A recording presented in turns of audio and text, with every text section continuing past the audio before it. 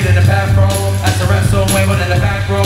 With the guest holes, I'll be on the avenue. Making chest pulls, don't be getting fretful. Nothing get forgetful, never for the fresh shoe, women on fresh food. Here like Moses, kicking with the eyeballs, listen to the posers, busy going, crossing over each and every full wake up and smell the posers. I don't wanna hear how it won't work, that's me the whole earth. Had done homework early on, I fear. Then I soul search lucky like a gopher, figured I should go first. Reason why I don't curse, reason why I'm sober, reason I'm a younger, even though I'm older. Open your eyes and keep on me. Shotgun it for the leg room, handle on my fortune, cookies in the bedroom, topic at the soul wave, ripping in the red room, paparazzi boys saying ribbon in the red room. Yo, that's pretty cool.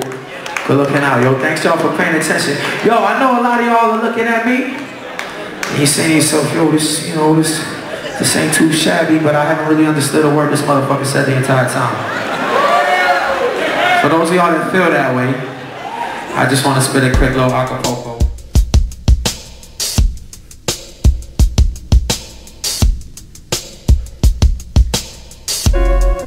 People ask me if my life changed. Here's what I might say. Not really. Not really. People ask me if my life changed. Here's what I might say. Not really. Alright, your new music video just was put out by Stone's Throw a day ago or so. Is it Rain? Is that what it? Not really. Not really, but it's about it's raining in the video. Okay, very creative video. Who came about with the concept for that? It was very predominantly Matt Pace or Pace Rivers, who was the director. He really is the man who came up with that idea, you know, of shooting a single shot and having the interaction of me, you know, be the way it was with the different people in the video. So that was his brainchild there. All the videos you've put out so far have been very unique and creative, whether you're just in your apartment or your house, or whether you're, you know, on the street and the camera's rotating and you see the crowd there and you're like telling what's going to happen and the rain's falling. What are some music videos when you were growing up that really inspired you? Man, you want to know? It's funny. I can't think of any. Like, I remember in the Clones video, when Black Thought is swinging the mic over his head, like it's a weapon. I thought that was super cool. But I can't think of. I mean, I remember, you know, everybody remember Missy videos. Missy had real unique kind of like visual videos. But and then Busta's videos, I guess, were distinctive, all that fisheye stuff.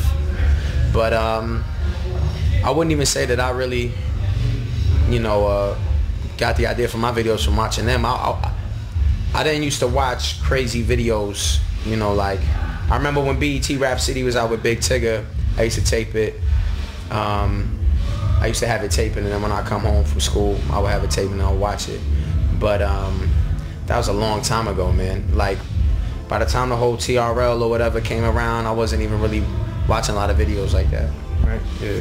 Piggybacking on talking about the Roots and Black Thought, recently I saw in the Village Voice that you went more into detail about how Black Thought is your all-time favorite MC. Absolutely. Let's talk a little bit about him and how he's been slept on over the years. Yeah. How, you know, as a group, he really doesn't even get the spotlight, but... Yeah, I feel like I was actually misquoted in that interview. It said that I don't mess with the Roots anymore, which anybody who knows me knows is crazy. I did say that, you know, Thought has fallen into the group a little bit more and become more of a instrument. Like, it's become more about the instrumentation and you know, the musical composition of the whole thing. Since, for me, I really started to see the difference a lot with Game Theory. You know, like, Game Theory was the first one where it was more about, like, you know, it wasn't as much about Thought, really. You know what I'm saying? Whereas, you know, and everything before that, from, I think right before that was Tipping Point and Phrenology and, you know, Things Fall Apart, Philadelphia Half-Life and Do You Want More and Organics. Like, Thought was like at the forefront of it. Right. And the music, the arrangement was always dope. And the arrangement is still dope. But now the arrangement is, I feel like, a bit more at the forefront. So what I said was, I'm not as avid now. Now that people are more avid about the Roots, than they were when I was crazy avid about them. It's like now I'm less avid and they're more avid, and I was trying to get them, yo, listen to this is crazy, you know. But Black Thought, I really feel like, you know, I wouldn't be rhyming. I mean, I know I wouldn't be rhyming if not for Eric Bass put me onto the Roots in high school. You know, like, I was just never so impressed and never so blown away with construction of verses ever in my life.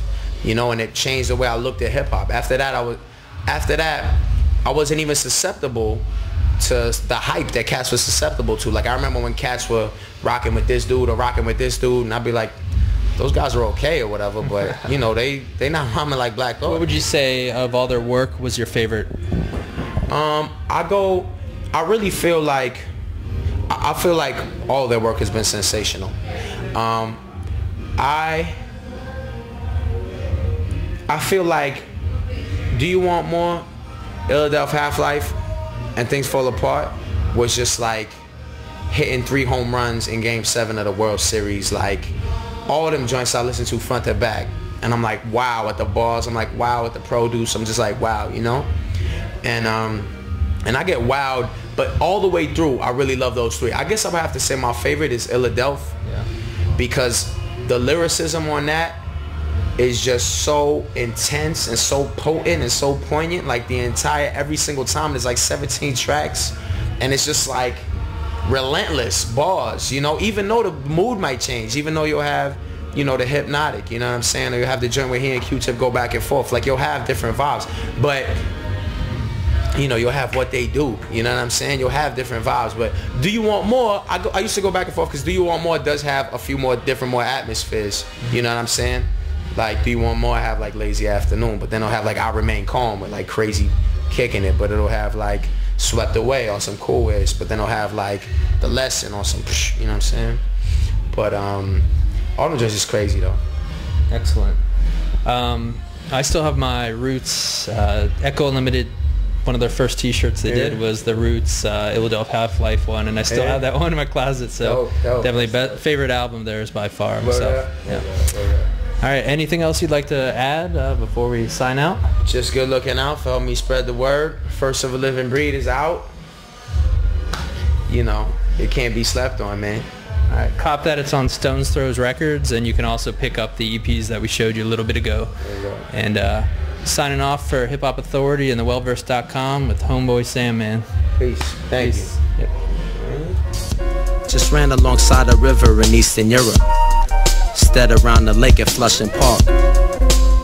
Similar scenario. Same cardio. Top billing at long last.